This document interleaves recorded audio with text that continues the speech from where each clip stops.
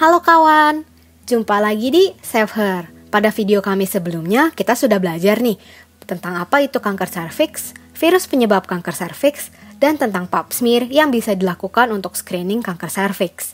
Nah sekarang, pada video kali ini, kami akan membahas tentang patogenesis atau proses perkembangannya penyakit dari mulai infeksi HPV sampai menjadi kanker serviks.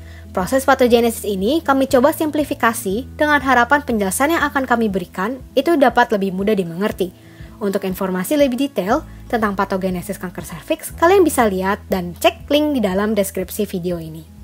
Oke kawan, yuk kita mulai video hari ini. Jadi, kanker serviks bermula dari infeksi virus HPV. Virus ini akan menginfeksi sel basal pada membran basal melalui abrasi-abrasi mikro pada epitelium serviks. Inilah kenapa orang-orang dengan kehidupan seks yang aktif memiliki resiko lebih besar untuk mendapatkan kanker serviks. Selanjutnya, setelah beberapa minggu setelah infeksi, sel pada serviks akan mengekspresikan gen-gen virus, memproduksi protein yang dibutuhkan oleh virus, dan akan bereplikasi di dalam sel tubuh. Protein-protein yang diekspresikan oleh sel diantaranya adalah E1, E2, E4, E5, E6, dan E7. Protein-protein tersebut memiliki fungsi masing-masing dalam proses perkembangannya virus di dalam sel. Nah, apa sih yang sebenarnya terjadi pada sel yang terinfeksi setelah sel basal sudah dibajak oleh virus? Jadi, satu sel yang terinfeksi akan membelah menjadi dua sel anakan. Satu sel anakan akan tetap berada di dalam sel basal dan lanjut membelah menjadi sel-sel anakan. Sementara sel anakan yang satu lagi akan bermigrasi ke atas melalui lapisan suprabasal, di mana sel ini akan berdiferensiasi dan replikasi virus terus berlanjut.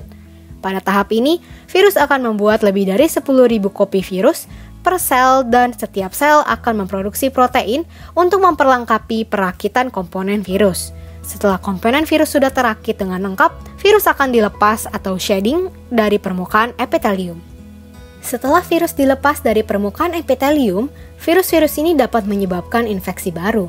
Tetapi jangan khawatir teman-teman, karena 90% dari jaringan yang terinfeksi biasanya akan sembuh sendiri dalam kurun waktu 2 tahun. Akan tetapi, apabila infeksi tetap persisten selama 10-30 tahun dan tidak terobati, maka genom virus dapat berintegrasi dengan DNA pasien dan hal abnormal pada sel dapat terjadi. Hal yang paling umum terjadi adalah terjadinya pembentukan sel abnormal neoplasia, yaitu cervical intraepithelial neoplasia atau CIN. CIN bisa dikategorikan menjadi 3 kelas tingkatan, yaitu CIN tingkat 1, tingkat 2, dan tingkat 3. Ketiganya adalah fase premalignan atau belum ganas dari perkembangan kanker dan ketiganya masih dapat disembuhkan. Pada CIN tingkat 1 telah dikategorikan sebagai luka atau lesi tingkat bawah, di mana hanya ada sedikit perubahan pada sepertiga dari bawah lapisan sel basal dari epitelium. CIN ini biasanya bisa disembuhkan oleh sistem imun tubuh dalam waktu setahun atau beberapa tahun. Pada tahap inilah integrasi genom belum komplit. Selanjutnya, CIN pada tingkat 2 dan 3 telah dikategorikan sebagai lesi tingkat tinggi. Untuk CIN tingkat 2, ada perubahan moderat yang terjadi pada 2/3 dari bawah sel basal epitelium. Selanjutnya, untuk CIN tingkat 3, ada perubahan yang jelas dapat diobservasi pada lebih dari 2/3 basal epitelium.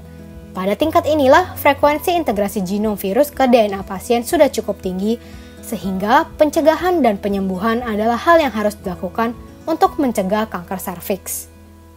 Nah, untuk CIN yang tetap resisten, maka akan menimbulkan kanker. Maka dari itu, kita perlu nih mengecek secara rutin apakah kita sudah terinfeksi HPV supaya langkah-langkah intervensi dapat dilakukan untuk mengurangi resiko kanker serviks. Nah, sampai di sini dulu ya informasi pada video kali ini. Kami harap video ini dapat membantu teman-teman dan menambah pengetahuan kawan-kawan semua. Jangan lupa cek video lain dari kami untuk informasi lainnya tentang kanker serviks. Terima kasih sudah menonton video kami dan sampai jumpa di video kami selanjutnya. Bye-bye!